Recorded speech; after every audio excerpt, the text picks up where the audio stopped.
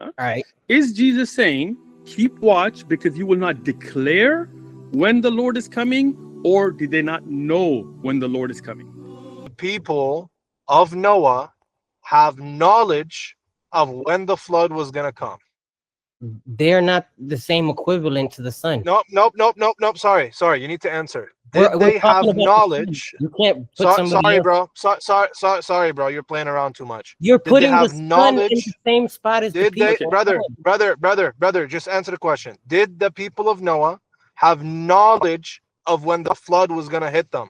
Are the people of Noah equivalent to the Son of God? No. Listen, Are brother. they? Can you answer the question? That's a separate question. No, Answer it's this not. question first. Ramis, No, it's not. how do you pronounce your name? Listen. Ramdas. Ramdas, look, let's be on point, okay? We don't want to just be yelling. Don't answer a question with a question, right? My question to you, questioning. okay, so let's not use to give an answer. Don't give me a rhetorical question. Well, give me an answer. If they Okay. are they equal? I'm not. I'll let you speak and then you let me speak. Go ahead. Right. Yes, they're equal in that regard. Yes, they both don't know. That's the whole point of Jesus giving the parable, to demonstrate his lack of knowledge. Yep. Jesus doesn't just give that parable, he gives another parable about a man who left his house and his servant doesn't know when the master will come back. About the people of Noah, they were dancing. Now you just took another verse out of context. Let me finish. Brother, are you lost? You just took another verse out of context. The servant in the house is saying to maintain your faith until the Father just be quiet for a second. Like, then he gives the example of Noah, the people of Noah not knowing. Now, please answer. With those parables or examples that Jesus gives, do the people, the subjects at hand, have cognitive knowledge of when these things will happen, or they don't know them? Which one? They have general knowledge of when it will happen. Do they have cognitive knowledge of when the flood will come? Yeah, because why would he build an ark if he never had no? But didn't the people of Noah mock him? Well, hold on. Wow. Didn't the people of Noah mock him? Why are you building a flood when why are you building an ark when there's no flood? And wasn't Noah the prophet who was connected to God at the time? The people are not equivalent to God. You're making so here's the question. Ramdas, can you read verse 39? You're doing a false equivocation. Ramdas. The only question, if you can just answer one question, and then we'll move to the next. Did the people of Noah know when the flood is coming? Yes or no? The people did not know. Okay, good. So, thank you. So you appreciate it. We'll make progress here. So the example that's given in context of not knowing the hour is like the people of Noah not knowing when the flood is coming. Can you read verse 42, please?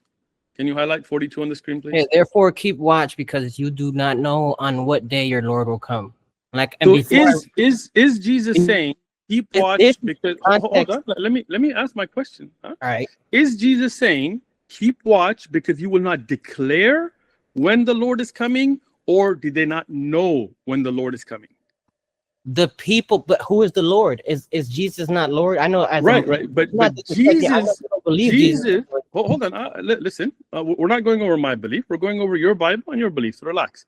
The idea there is Jesus' return. Jesus is telling the people, keep watch because you don't know when the time of my return is. Did the people not declare or not know? And that time, the people of Noah did not know. But at that, no, not the people of Noah. We already answered that. Here, when Jesus is telling his people that keep watch because you do not know what day the Lord is coming, is that the people of Jesus not declaring or not knowing? There is a distinction there because they know. Where on. In the verse? Can I? He's talking about his house, so they know it's the Lord's house, right? Okay. So if I have a house, you would expect the owner to come back to the house, correct? You don't know when. You don't. But would you? You don't know. Would you? No, you don't know. No, you don't know when. You don't know. No, you don't know when. You don't know when. Never. He's never gonna come back. Don't know when. His name's on the title. Don't know when. That's not the same. Nope. Don't know when. I left my Ramdas. You're doing a lot of jumping. In that whole chapter, the word oidin is used 7 or 8 times.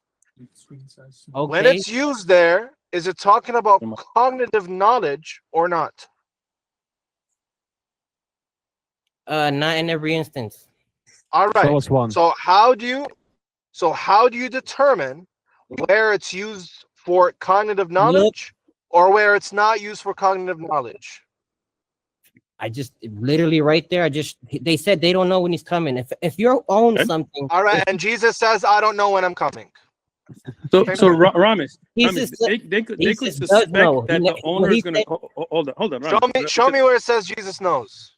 You just said Jesus knows does everything. Know. He's got it. All right, can you show me? Can you show me where it says Jesus? I know the hour. Go ahead.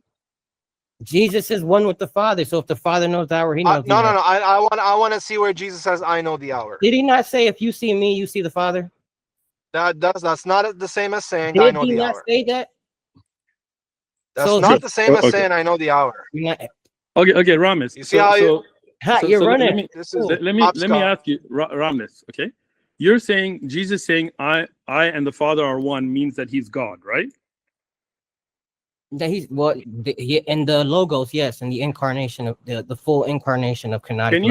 Can you read John 17:20? I don't have a Bible in front of me. I don't know. Oh, okay, it's going to be on our screen. You can. I want to make it easy for you, Ramdas. I can't. You got colors in front of the thing. Oh, can you move the? Yeah, it's right there. From verse 20. I do not pray for these alone, but also for those that will believe in me through their word, that they may all be one, as you, the Father, are in me, and I in you, that they may be one in us.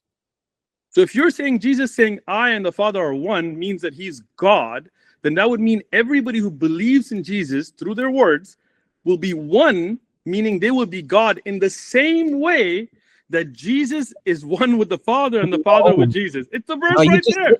Read it for me. And Sheikh, if you don't mind, I'll add something here as well. And the same thing with John.